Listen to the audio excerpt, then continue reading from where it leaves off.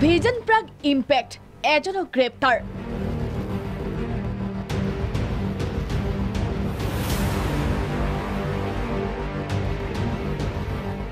মৰিগাঁও জিলাৰ লাহৰীঘাটত দীৰ্ঘদিনৰ পৰা সন্ত্ৰাস চলাই অহা তিনি কুখ্যাত অপৰাধীৰ মাজৰ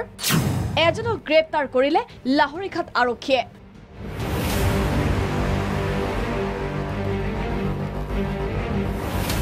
যোৱা 7 অক্টোবৰত আব্দুল কাদিৰ নামৰ এজন লোকক ৰাজপথত ৰদেৰে আক্ৰমণ কৰি ভৰি ভাঙি দিয়াৰ অপৰাধত আৰক্ষীয়ে গ্ৰেপ্তাৰ কৰিছে আক্কাছ আলীক এইজন আক্কাছৰ বিৰুদ্ধে লাহৰীঘাট থানাত পঞ্জীয়ন হৈ থকা 353/2019 নম্বৰৰ গোচৰ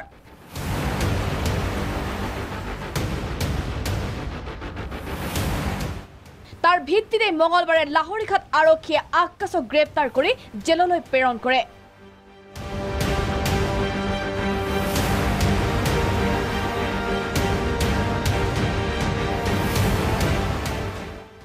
উল্লেখযোগ্য যে ভিজন প্ৰাগত ধাৰাবাহিকভাৱে বাতৰি প্ৰচাৰ হৈছিল তিনিজনৰ বিৰুদ্ধে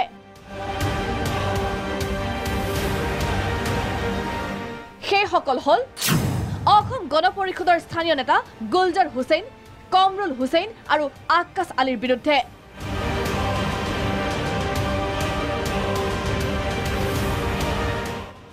ইয়াৰ মাজৰ মাত্ৰ আক্কাছ আলীহে গ্ৰেপ্তাৰ হৈছে এতিয়াও মুকলি আকাশৰ তলত গুলজাৰ হুছেইন আৰু কমৰুল হুছেইন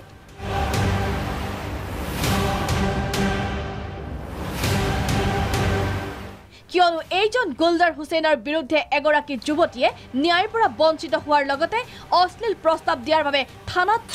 366/2019 নম্বৰত গোচৰ পঞ্জীয়ন হৈ আছে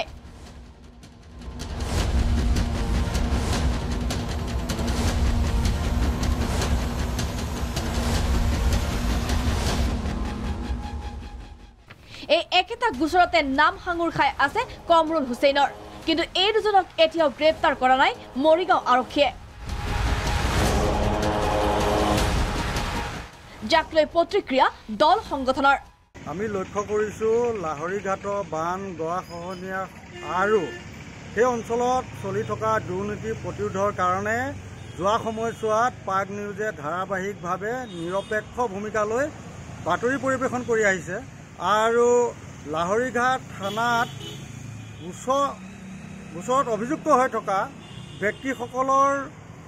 গোচৰ কিয় ক্ষিপ্ৰতাৰে আগবঢ়া নাই এই সন্দৰ্ভত প্ৰাগ নিউজে নিৰপেক্ষ বাতৰি পৰিৱেশন কৰা পিছমুহূৰ্তত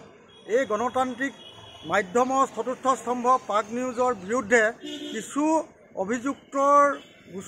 গোচৰ থকা ব্যক্তিৰ প্ৰৰোচনাত পৰি প্ৰাগ নিউজৰ বিৰুদ্ধে যি আন্দোলনৰ কাৰ্যসূচী গ্ৰহণ কৰিলে আমি ইয়াক ধিক্কাৰ দিছোঁ আৰু অসম জাতীয়তাবাদী যুৱ ছাত্ৰ পৰিষদৰ মৰিগাঁও জিলা সমিতিৰ তৰফৰ পৰা আমি দাবী কৰিছোঁ যে গণতন্ত্ৰৰ চতুৰ্থ স্তম্ভৰ কোনো সংবাদ প্ৰতিষ্ঠান বা সংবাদ মাধ্যমৰ বিৰুদ্ধে যাতে এনেকুৱা ধৰণৰ এই প্ৰতিবাদী কাৰ্যসূচী গ্ৰহণ কৰি ভৱিষ্যতে গণতন্ত্ৰৰ চতুৰ্থ স্তম্ভক কুঠাঘাত নকৰে 2019 চনতেই দুজন ব্যক্তিৰ বিৰুদ্ধে লাহৰীঘাট থানাত গোচৰ পঞ্জীয়ন হৈ আছে আৰু পঞ্জীয়ন হৈ থকা সেই গোচৰসমূহ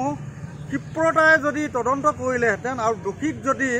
প্ৰয়াত্ত কৰিলেহেঁতেন তেতিয়াহ'লে আমি ক'ব পাৰিলোঁ হয় বা আমি ক'লোহেঁতেন যে